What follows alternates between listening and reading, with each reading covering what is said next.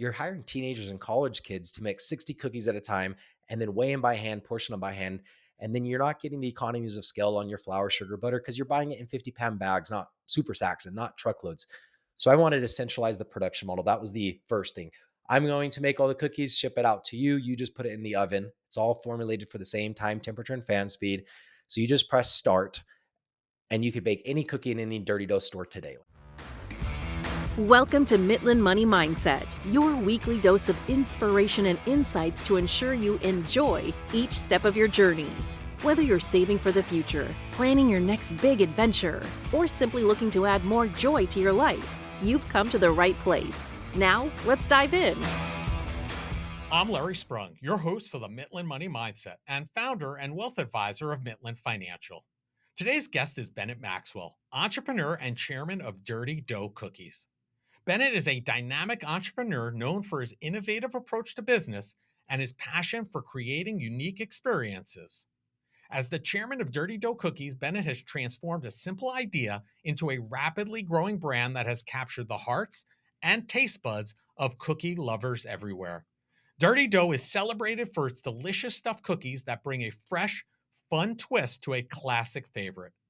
Bennett's journey in building Dirty Dough is a testament to his relentless drive, creative vision, and commitment to quality. His leadership has not only fueled the growth of the brand, but has also inspired others in the entrepreneurial community to think outside the box and pursue their own ventures with passion and purpose. Join us as we explore Bennett Maxwell's entrepreneurial path, discover the secret recipe behind Dirty Dough Cookies' success, and learn how his innovative mindset can inspire you to achieve your own business goals. Well, I am super excited today to have Bennett Maxwell, entrepreneur, chairman of Dirty Dough Cookies, on the show today. Welcome to the show, Bennett. Thanks, Larry. I'm excited to be here. We are too. And, I'm always fascinated with the entrepreneurial journey. I think, like everybody, there are some similarities, but there are a lot of differences on how people get to where they are. And we'll talk a lot about what you're doing today with Dirty Dough Cookies. But can you give our listeners a little bit background about Bennett Maxwell? What brought you to the point of becoming the chairman of that company? Yes. Grew up in Utah, one of 9 kids raised by a single mom, 7 boys, so it was a blast. Good boy. Um, and it's like every 2 years that she was having kids. So really close with all my siblings, and growing up, it was you get with one of your brothers and go sell something if you want some money. So we sold kind of everything, lawn aeration, door to door, and then before that, candy bars in elementary and the shaved ice, all of that. So really got into the sales background. Also raised very religiously in the Mormon culture here, which led me to a Mormon mission, which is 2 years of sales and follow up and, all of that great stuff. I did a lot of door to door sales, and which led me to owning a solar company. I was an investor into Dirty Dough early on, the to allow the company to go from selling cookies out of an apartment to a storefront. So I had invested into it, sold my solar company, and wanted the next thing. And I ended up purchasing Dirty Dough, which was kind of wild because I've never been in food or franchising. Um, but that's the quick summary of how I got into Dirty Dough.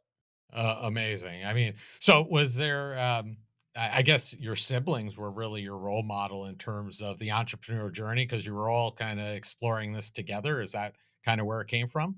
Yeah, and I didn't grow up with my dad, or my grandpa, obviously, but they're both big entrepreneurs. So it's still like there. And then, yes, very lucky to have a lot of siblings that were willing to take the risk and, go sell. Another thing that I forgot about that my father recently reminded me of is we sold snow shovels door to door back in junior high. That was all great. And then when I was doing the door to door sales, I was doing solar and it was great. You work like 4 to 8 p.m., 5 days a week, and you make a few sales a week typically, and you're making 5 to 10 grand. You're like, this is great.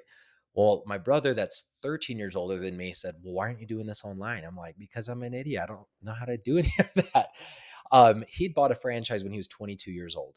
So, and now he's in his 40s. He has a lot more business experience. So I think him, particularly out of all my brothers, like I actually learned business from him because he was my business partner in doing solar. So yes, very, very fortunate to get a good role model there. Yeah. So, I mean, for all the people that we've had on the show, we've had a lot of founders on the show. And, you're the first one who is a founder, but isn't a founder to to some degree. So, can you explain that and, how Dirty Dough came to be kind of all in one and how you're a Yeah. founder, but not a founder? I think it's an interesting story. Yeah, so Dirty Dough started at the end of 2018, um, out of an apartment in Arizona, Arizona State University. He was a guy that I went to high school with, a little friend of my little brother. So he'd posted and said, "Hey, I sell out cookies most nights. Looking for an investor to open up a storefront." So I invested summer of 19. That store opened March of 2020. Wednesday was the government shutdowns. Friday was the grand opening. Talk about timing. I was in San Diego. That's where I lived doing my solar company. And at the end of the year, Crumble opened up in San Diego and they did $3.6 million out of one stupid cookie Amazing. store. I'm like, dude, this is the market. Let's franchise it. I'm going to be your first franchisee. He kind of delayed it for a few months. And then afterwards, he's like, I haven't even started. I'm looking to exit. And I was like, crap. I just listened to a podcast that said true wealth is in investing in real estate and businesses. And I bought in a few rental properties, have a few rental properties, but I never invested or owned a business as far as buying a business. So it's a little bit of that, a little bit of like, crap, who's he going to sell it to? Are they going to be able to run it? Am I going to lose my initial investment? And I'm like, I'm going to roll the dice and buy the business, even though I live out of state. I don't know how to make cookies, all of that. But I figured like, what is Crumble? What is Chip? What are these other competitors, Mrs. Fields, doing that I can't learn how to do or find somebody that already knows how to do it? So that was kind of the mindset. And going into it, everything was purchased at a store level, which is good in the sense that you have your control right there, but you're hiring teenagers and college kids to make 60 cookies at a time and then weigh them by hand, portion them by hand, and then you're not getting the economies of scale on your flour, sugar, butter because you're buying it in 50-pound bags, not super sacks and not truckloads. So I wanted to centralize the production model. That was the first thing. I'm going to make all the cookies, ship it out to you. You just put it in the oven. It's all formulated for the same time, temperature, and fan speed.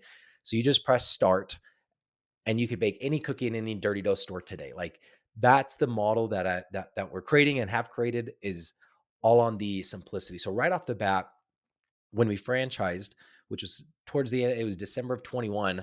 I'm like, okay, well, I was building up a team of advisors. So I got my first advisor and I was stoked. And he, very good business guy. His first business IPO'd for $30 billion. I'm like, this guy's playing at a different level. Then he brought in our second advisor, Steve Hart, who owns Property Management Inc., the largest property management franchisor. So now we have somebody with franchising experience, and I'm still searching for that third advisor. And I found someone named Jill Summer Hayes, who started a company called Maui Wowie Smoothies and Coffee back in '83. So it's been 40 years, and she's still going strong. She grew it up to 600 something franchises before exiting, and now she just sits on the board. I'm like, Jill, we need you as an advisor. Like, this is a very similar model. And she says, you don't need me as an advisor. You need me to run this thing. And I'm like, if that's an option, I will go back to knocking doors to pay your salary because I know you'll run it better. So up until then, I purchased it. I was the CEO because, technically not the founder. Then I hired a CEO. I was like, hey, what is my role? And I think she didn't say president because she wanted me more separated from the operations. She's like, you're founder because you found the company and bought it. So you're a founder who's not a founder, but Founder that's not a founder, and then now I'm a chairman. because Jill says so.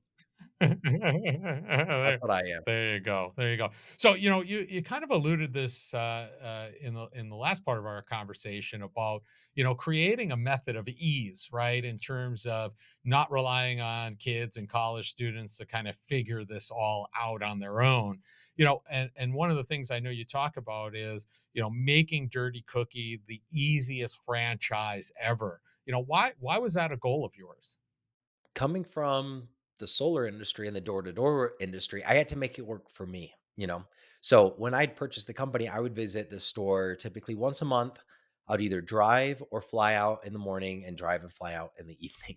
So it was, okay, well, if I can show that I could manage a store remotely, and then I'm now having all the pain points. I'm like, oh crap, they ran out of this again, they ran out of that. I'm like, how do we solve all those issues? So I was building it for me and people like me. I think that there's almost an infinite amount of capital out there. Um, but to buy a franchise, it's not just capital, right? It's, well, you have to actually run it. So, and food in particular is typically the hardest as far as employees go. So it's really lasering in on how to reduce employee count, along with other things. But it was me pitching 100 people before I franchised and said, "Hey, let me tell you about what I'm thinking about doing," and getting everybody's feedback. And everybody's feedback was, if you can centralize it and I can operate at a 500 square feet with one employee at low startup costs, then that's something that, has some potential. And then I created that and I went back to those people and a lot of them bought franchises. Interesting. So basically, you used market research, is what I'm hearing, in terms of figuring out how to simplify things and then basically taking those best ideas and implementing it. And as it turned out, some of those folks really bought into the concept and came on board as franchise owners as well. Yes, we hit the gates. Like right when we franchised, we sold like 30 the first month, which is pretty unheard of. That was because I was telling everybody about the idea. I took a startup course from that advisor that I mentioned before, John Richards. And before I was like, kind of, okay, cookies are exploding. I don't want to tell everybody that I'm going to centralize it. I'm going to do stuffed cookies and 3-layer cookies. And he's like, tell everybody because you get more feedback. Nobody's going to steal your idea because it's just an idea. The reason why nobody's done it before is because it's hard and costs money and work. So that kind of changed my mentality of like, I'm just going to tell everybody everything. And the chain reaction or snowball effect of that, kind of like I explained earlier, I got one advisor who got the next advisor, and then I leveraged their names to get the next advisor. And now our CEO is the former CEO of Jimmy John's. And I don't think there's any way that he would have came on unless he saw the rest of the team and the franchises we sold, which we couldn't have sold franchises because who wants to buy a franchise from a solar guy? You know, so it kind of all feeds into each other. Yeah, I mean, as an entrepreneur, how important do you feel is market research? Oh, 1,000%. I think oftentimes because you become attached to, emotionally attached to your idea or your business, you don't want to change grandma's recipe, right? Because it's grandma's recipe.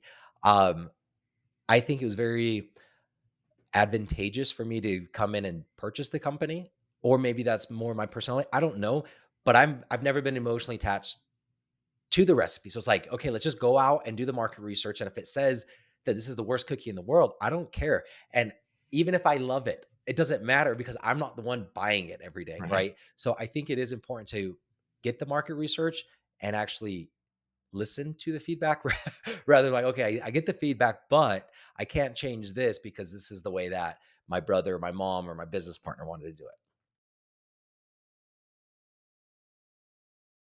Imagine a relationship where financial conversations don't feel stressful, but actually bring you joy. We've designed a guide to help you have positive, meaningful money conversations with your partner. This isn't just another budgeting tool, it's a roadmap for building trust and connection. So if you're ready to start a joyful money journey with your partner, go to mitlin.us/couplesjoy and download your free guide.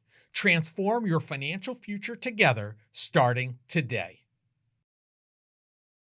Yeah, I think that's critical, right? If you can open yourself up to that vulnerability and be interested in soliciting that feedback, you have to be willing to also implement it and take it and not just excuse your way out of it, right? So to speak. So, Yeah.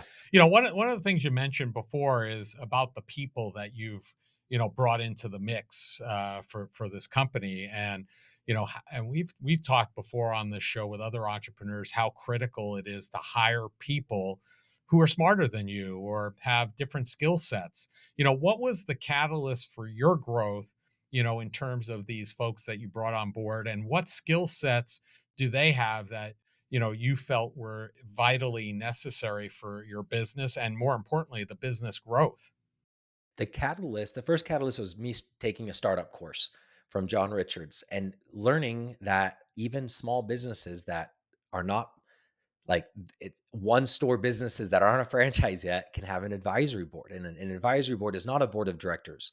It's different. I'm like, what? I didn't even know that. Advisory board, you get really top tier talented people that will answer your phone call. The expectation that we set is give me an hour of your time a week without it being structured, right? And here's a percent Mhm. equity over a 2-year vesting period. So if it doesn't work out, the company can take back that equity. And then you get these all-star people for a half a percent of equity. So one was just learning about it. I didn't I didn't know that that was a possibility. And then now that I've learned about it, okay, well, how do I go get the best board of advisors? Well, I'm going to start with the guy teaching me about how to run a business and doing the startup course.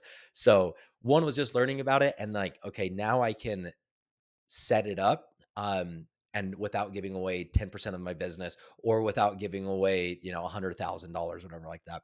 And then once you set it up, it just, like I mentioned before, it kind of snowballs after that. I've always had the sales hat on, right? Like what product is going to sell? What do I need to present in order for you to buy? And if what you want to buy and what I'm going to present is different, but I'm also the owner of the company, I have the advantage of, well, I can go kind of switch that. But I do think it comes down to people. In my belief, people don't want to buy a franchise from Bennett Maxwell, but people will buy a franchise from Jill Summer Hayes or Greg Majewski, who is the former CEO of Jimmy John. So me being always sales minded, I think is why I did that. And how I did it is also me being always sales minded. How do you get these people on your board? You have to pitch them a vision, right? It's all about sales and it's all about communication. Hey, John, I'm not worth anything right now. We have a store that Mhm. we have one store. We're not a franchise yet, but I need your help, right? Because look at where we're going. So I think that kind of a mixture of all three of those things is how I was able to recruit the team. Yeah, amazing. And one of the things that we've seen here at our firm is how taglines can make a, huge impact on a business, right? It becomes viral, people catch on to it, people start using it in their own vernacular, and your tagline is it's the inside that counts, and that has become central to your growth. Where did that tagline come from, and why do you think it's been so vital to your growth? Yeah, there's a few months of overlap when I purchased Dirty Dough and I sold the solar company. And not that it was more hard than it has been since. I feel like it just keeps getting hard. But that was very difficult. And I had this goal that I wanted $1 million net worth before the age of 30 because I thought I could achieve it. And obviously, all your problems go away at that time, right? So I just put everything aside to hit that goal. And I sold the solar company, I achieved it, and I was like, sweet. And then almost immediately, I mean, within a few days, it was like, okay, now it's 2 million, now it's 10 million, whatever the next goal was, which kind of caused me to step back and say, okay, I'm going to do this for the rest of my life. Keep in mind, I was 310 pounds. My health was not in great shape. I'm at 195 right now, so I've lost 310 pounds since I've Oh, congrats. changed my focus. But the change of focus is, why am I building a business? What's the mission statement? And I hired a business coach and they helped me through that. And I narrowed down that everything that I want to do leads me to feeling more joy or more fulfillment. Like that's what I'm after. How do you achieve that? It's about mindset or mental health. So I wanted to incorporate that into Dirty Dough, and what's on the inside that matters.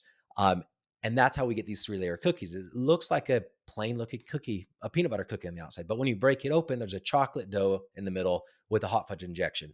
And that's a representation of life. Like, don't wait for life to be perfect. Don't wait to sell your solar company. Don't wait to be your millionaire in order to find joy and fulfillment.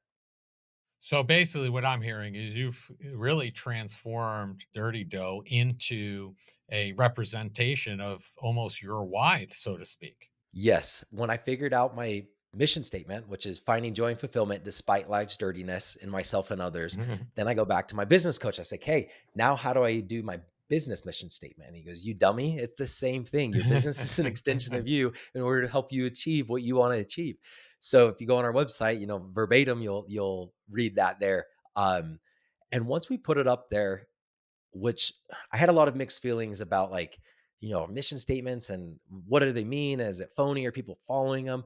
But once I started throwing it on the website, and like you have to read that and the core values before you apply to a franchise, it just attracted a certain type of person. And I feel like that's the type of people that are into my solar mindset. I just want more money because one day the next thing that I'm going to get is going to really give me the fulfillment that I've been after my whole life. Which is like, nope, I don't really think that that's going to be true. But I think the cookies are a good representation of those core values. And I agree. We're big on, we have core values here. We recite them as a team every Tuesday. And we also, one of our team members will cite an example from our week before that's representative of those core values. And I think, like you said, you end up having people who self select in, but also self select out because when they see them, they're like, listen, I'm not interested in doing this. I'm just interested in selling the next solar system or whatever their next is. And they're not interested in like abiding or following a set of core values. So they're very good in that way. And I think that has been very true for us in kind of filtering the people coming in. Aside from that, business decisions that I have to make are, you have advisors and CEOs and friends and everybody's giving you all of this advice. And most of it comes down to, I'm going to give you the advice to make your business the most revenue slash profit. But most revenue slash profit is not in the mission statement, right? So it's like now it was a lot easier. Like, is this going to bring my business more revenue or is this one? Well, I don't know, but I'm going to choose. Well, that's not the question. Is it this option going to bring me more joy and fulfillment, or is this option? And that's such an easier, clearer choice Sure. when you go back to your core values to make decisions rather than like, how do I take advice from 30 different people? Right. Yeah, it definitely leads you to that guidepost, so to speak, right? Yep. And one of the things you said earlier, which we're big on the Mitlin money mindset. Well, besides joy, which you already talked about, is mental health. It's very important. I personally have sat on. I had sat on the national board for the American Foundation for Suicide Prevention for about 14 years. I lost my brother-in-law to suicide about 20 years ago, and we still fundraise today for their mission in order to help those that are either struggling or affected by suicide in some way.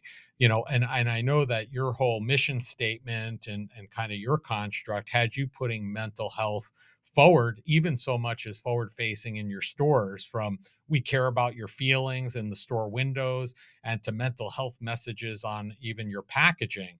How have you seen that whole stance and being forward with regard to mental health? How have you seen that have an impact on the business and on those customers of Dirty Dough Cookies? When I was starting to do that push, again, I alluded to it a little bit earlier that I was a little bit hesitant, like, well, how is this going to be perceived? And then it was just like, well, who cares? Just freaking, just get out there and do it. So when we got out there and started promoting it and changed the tagline and added that to the packaging, I felt like I was kind of the only one pushing. Everybody else was like, "Oh, this is a waste of time," and I'm like, "Maybe it is, but it is something I believe in." Um, I am 100% positive though that people are attracted to the brand, both consumers and franchisees, because those are my two customers, right? People who Sure. are buying from the franchisees and the franchisees themselves. Both of them are attracted to, let's make a difference. And when I did pest control, you go and recruit a bunch of college kids, and everybody in Utah is recruiting from I mean, you're recruiting like 50 different people, and you're like, come with me because I'm going to make you more money. No, come with me because I'm going to buy you a Lamborghini. Come with me. And it's all just numbers and flashing. Like, you can make 200 grand in the summer and you're only 20 years old. And whatever. What I shifted that to is, let me teach you how to be a professional communicator. And we did finance Fridays, and I've kind of kept through that always through any of my sales career. Let me teach you, if you only make 40 grand with me in the summer, but you buy a house and you rent it out for 30 year. And like, we were going over different strategies, but I focused more on who you're going to become after the summer, both in a financial education and then a communication. And I was able to be very successful in recruiting. And then if somebody came out and their goal was to make $60,000, but they only made 50, that wasn't really their focus. Their focus was be a better communicator and more financially literate. And I think that really set me apart. And I think something similar has happened at Dirty Dough. As we're getting franchisees who are looking at different opportunities. It's like, either one, you can make money, either one you can fail, but this one, you can make money and do good, or you can fail and do good while you're failing. Right. And I mean, it sounds like it really was in line with those core values, right, of bringing joy, because it feels like to me that it brings you joy to kind of talk and kind of elevate people with regard to their mental health and share that with people as well. Well, absolutely. So that the mission statement is joy and fulfillment, and then how do you spread joy and fulfillment? It's broken down to two pillars. And that first one is mental health or mindset. Like, it's in your mind. So, and what about mental health or mindset needs to be changed. And it's typically expectations versus reality equals your mood, right? If Hmm. your expectations are so high because we're always on social media, we're watching the news or whatever, but our reality stays the same, that distance is what I believe is one of the major drivers for the mental health crisis going on. So how do we bring that together? And it's promoting don't wait for life to be perfect in order for it to be enjoyed. Like this is a dirty, messy cookie, but I promise you, you can enjoy it. It's freaking delicious. Right. Well, listen, let's talk about that for a second because I feel like I'd be remiss if I didn't ask you. I mean, you have a lot of flavors, a lot of flavors that you've made with your, through your weekly rotations, etc. What is or which is your favorite, or do you have a favorite? Man, I don't know if I have a favorite because they're rotating all the time. My last favorite that I remember saying, "Oh, this is my favorite now," was a pumpkin cookie, a pumpkin cheesecake. I don't know. It was delicious though because I'm in on the taste testers. I'm not always going into the stores, but when it's time to taste some cookies, I like that part. Okay. Do you repeat that? I know it's on a weekly rotation. Do they get repeated quite frequently, or how does that work? How do you come up with that rotation? Yeah, typically once a quarter is all that they're being rotated. So we've changed our model. Before it was here's 60 different cookies, we'll ship them out to you. Well, that quickly got really expensive and complicated trying to ship cookies from Utah to Pennsylvania, Florida, California. We have 80 something stores or franchises open across the nation. We're in 25 states, but that's not that many stores to have in 25 states. So instead, we reduced it. I think we carry 13 bases, and then each of those bases are all stuffed, and then we're building different flavor profiles based on the toppings, which we still have our 50, 60 different flavor profiles, and they're still not rotating more than once a quarter or so. But now the franchisees don't ever have to deal with like, oh crap, am I going to sell out of this cookie? Oh crap, I already sold out of it cookie. It made Right. waste go down almost to zero, which has been really nice.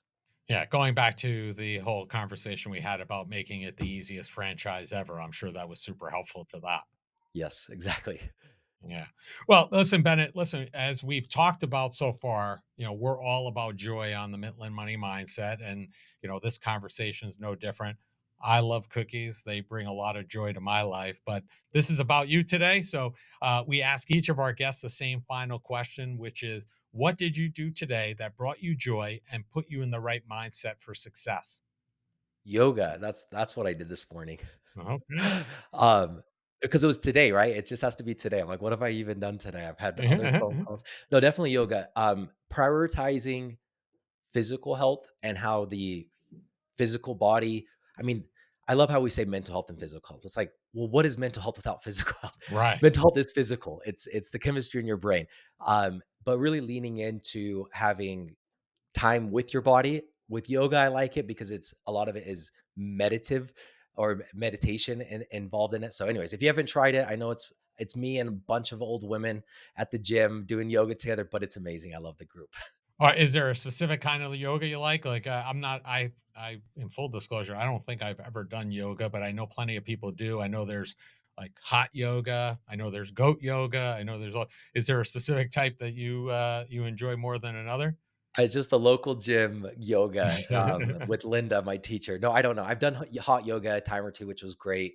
But yeah, you're just sweating the whole time. Never heard of goat, like goat as in the animal. Yeah. Yeah. You've never Okay. seen that?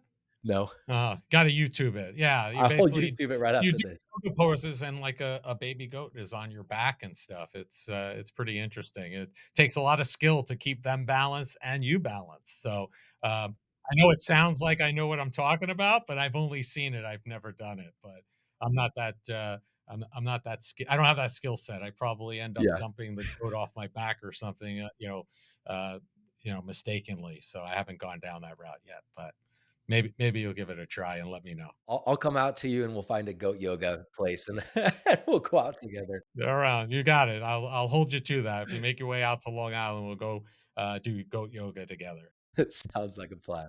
Yeah. So listen, Bennett, we're going to have all of your information in the show notes. But if people want to learn more about your story, learn more about Dirty Dough Cookie, what's the easiest and the best way for them to do that?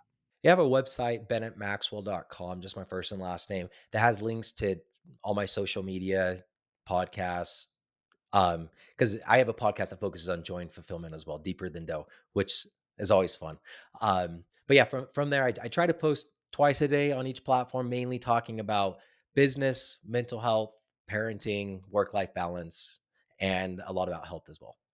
Awesome. Well, go check that out. I think you'll find his story interesting, and he's got a lot of good things coming down the pike, I'm sure. And we thank you for your time, Bennett, and enjoy your day. Thank you, Larry. I want to thank Bennett Maxwell for being a guest on the Mitlin Money Mindset. Bennett is a serial entrepreneur who brings passion and purpose to all that he does. Taglines have made a huge impact on his businesses, most recently with "It's the inside that counts" for Dirty Dough Cookies. He also understands that true joy is not derived by a certain amount of money, but your mental mindset. Mental health and taglines are things that have resonated with our show from the very beginning, and Bennett is a great example of an entrepreneur who is very much aligned with us. Bennett Maxwell and Dirty Dough Cookies can be found across most social media platforms. All the contact information needed to find them can be found in the show notes. Thank you for joining us on this episode of Mitlin Money Mindset. Remember, it's not just about the money, it's finding joy in the journey and embracing the right mindset. If you love the show, be sure to subscribe, rate, and leave a review. Don't forget to follow along for more tips and inspiration. Please visit the social links below to connect with Larry or his guests. Until next time, keep smiling, keep thriving, and remember to think about, what did you do today that brought you joy? The opinions voiced in the Mitlin Money Mindset show with Lawrence Sprung are for general information only and are not intended to provide specific advice or recommendations for any individual. Past performance is no guarantee of future results. All indices are unmanaged and may not be invested into directly. Investing involves risk, including possible loss of principal. No strategy ensures success or protects against loss. To determine what may be appropriate for you, consult with your attorney, accountant, financial or tax advisor prior to investing. Investment advisory services offered through CWM LLC, an SEC registered investment advisor. Guests on the Mitlin Money Mindset show are not affiliated with CWM LLC.